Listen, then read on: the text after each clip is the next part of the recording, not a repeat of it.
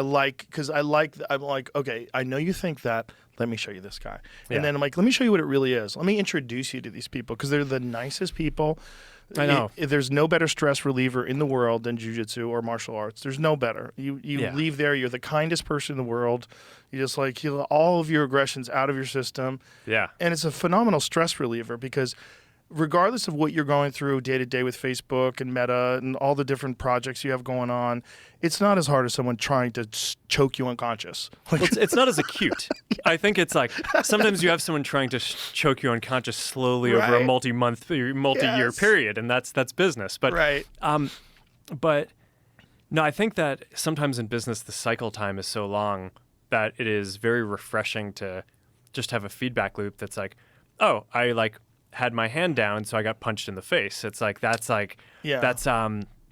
but yeah, no, it's really important to me for balance. I mean, I basically try to train every morning. I'm either doing general fitness or kind of MMA. I do sometimes grappling, sometimes striking, or sometimes both.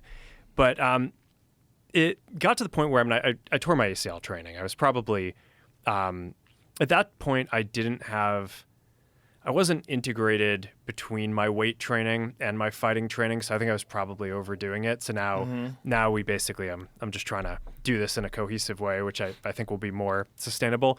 But when I tore my ACL, first of all, everyone at the company was like, "Ah, fuck, we're gonna get so many more emails now." It's like that he can't do this.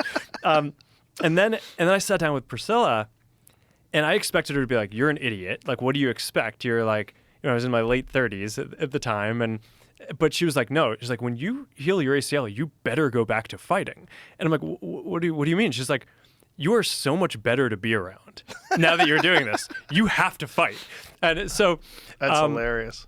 Yeah. So isn't it funny that that's completely contrary to the way most people, if they're outside of it, would perceive it? I mean, it definitely takes the edge off things. Right? It's like 100%. after a couple of hours of doing that in the morning, it's just like, yeah, it's like nothing else that day is going to stress you out that much, right? You can just deal with it.